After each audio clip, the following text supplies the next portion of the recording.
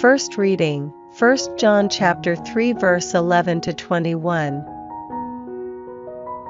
This is the message which you heard from the beginning, that we must love one another, not to be like Cain, who was from the evil one and murdered his brother.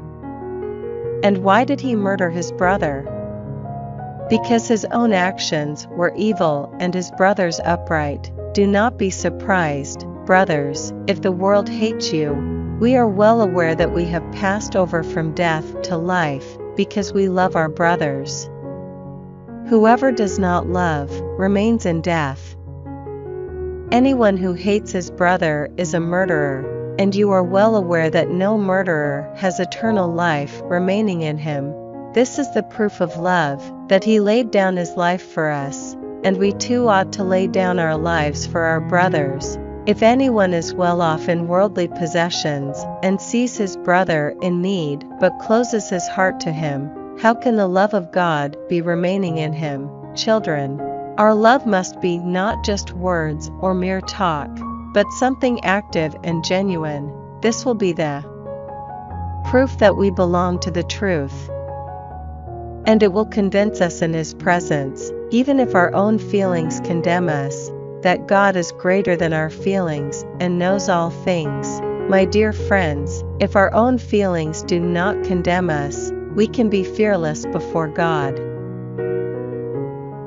Responsorial Psalm, Psalms chapter 100 verse 1 to 2, 3, 4, 5. Psalm for thanksgiving. Acclaim Yahweh, all the earth, serve Yahweh with gladness, come into his presence with songs of joy. Be sure that Yahweh is God, he made us, we belong to him, his people, the flock of his sheepfold. Come within his gates giving thanks, to his courts singing praise. Give thanks to him and bless his name, for Yahweh is good.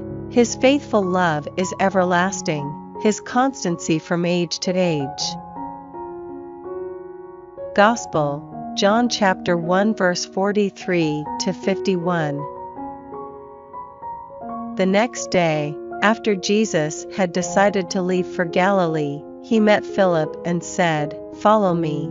Philip came from the same town, Bethsaida, as Andrew and Peter. Philip found Nathanael and said to him, "We have found him of whom Moses and the law and the prophets wrote, Jesus son of Joseph, from Nazareth." Nathanael said to him, "From Nazareth? Can anything good come from that place?"